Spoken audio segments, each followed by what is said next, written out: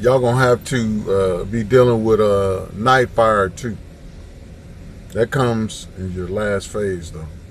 So night fires actually was pretty cool to me, but it kind of fucked with a lot of other people.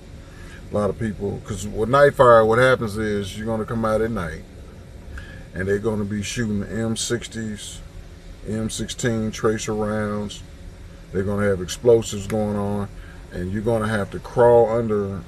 You're gonna have to low crawl under barbed wire, concertina wire, while being shot at live fire over the top of your head. And a lot of people get scared because of the shooting. It seems real close. You got these tracer rounds going over the top of you.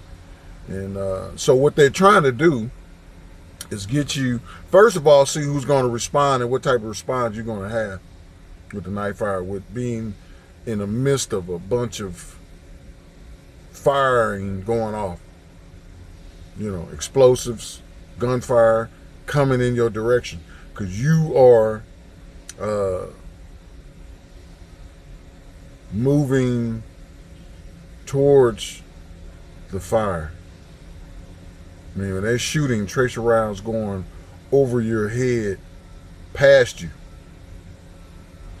So it's not like you going and somebody's shooting in front of you. No, they're shooting at them and you moving forward towards the fire. So some people freak totally out. And then you in a line on the ground, low crawling. And there's a difference between low crawling and just crawling. So low crawling, your face is in the mud.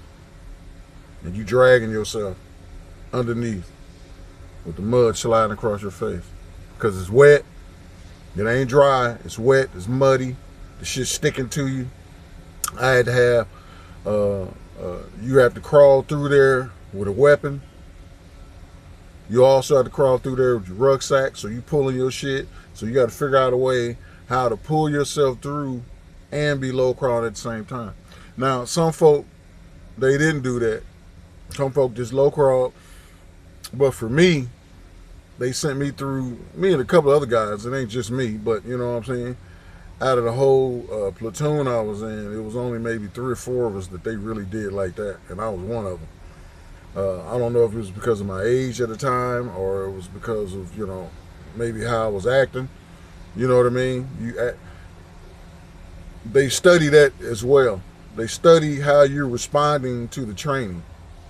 So if you seem to be kind of skittish, and that doesn't mean you're weak or anything, it just means some of the stuff takes a minute for it to sink in.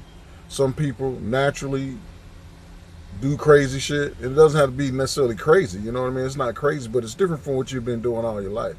So it's just different. And for those of us, I mean, some of you guys might have been in ROTC, some of you guys might have been in Boy Scouts, some of you guys might have been Merchant Marines, you know, I mean, you might have been doing stuff that the everyday person just simply don't do.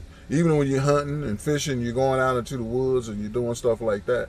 That makes a difference on how you respond to certain training. And for me, growing up in the city, growing up in the city, but it wasn't just all city.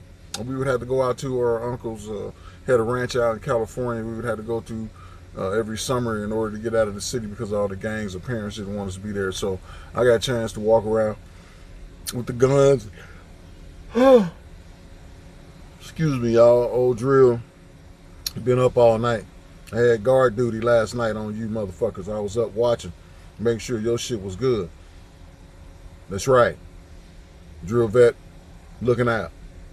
So, trying to see what's going on the hard copies. But anyway, you just go down there to get away. So, you know, I should use a lot of weapons, and he had animals on the ranch, so we had to get over early.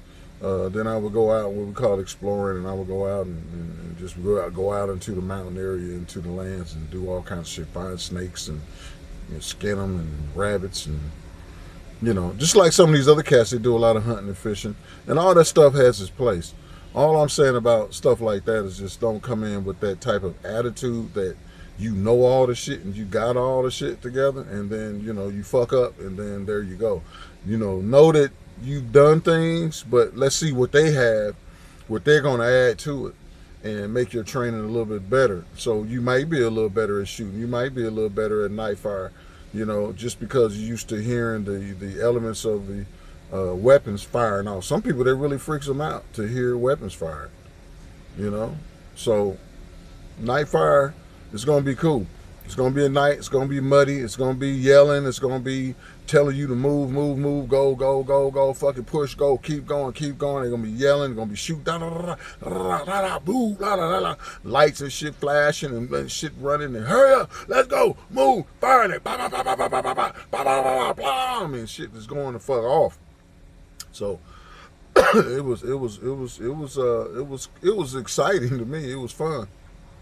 You know, you did think about, oh shit, that shit was closed. You try to, you know, but that's what it is. So night fire is there.